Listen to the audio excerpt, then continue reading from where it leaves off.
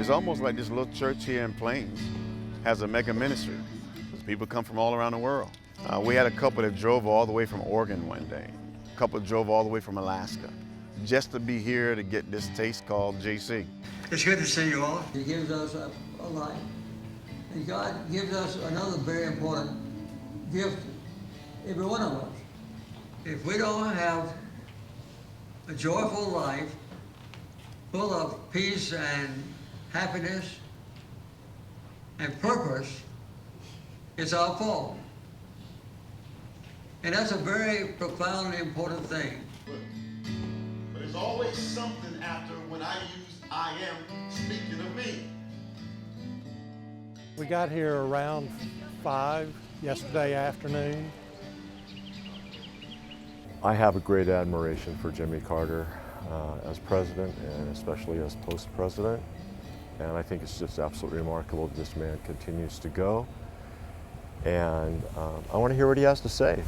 I want to hear a Sunday school lesson. Just be reassured that you have a wonderful eternal life to look forward to somehow or another in the presence of God. Now I want to remind you of some basic tenets. The thing I want to convince all of you is if you have any doubt about life after death, forget the doubts and ask God to let you have complete faith that you're going to live again after death if you believe in Jesus Christ.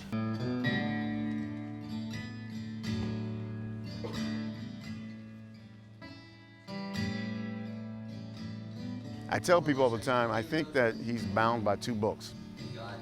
He's bound by this thing called the Bible, which is his core of his being.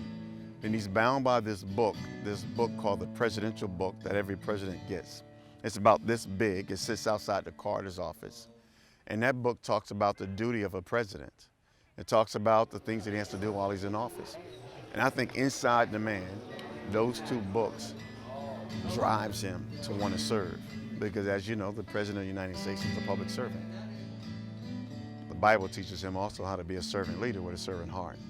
And those 2 things drives him. He's still serving America and the world.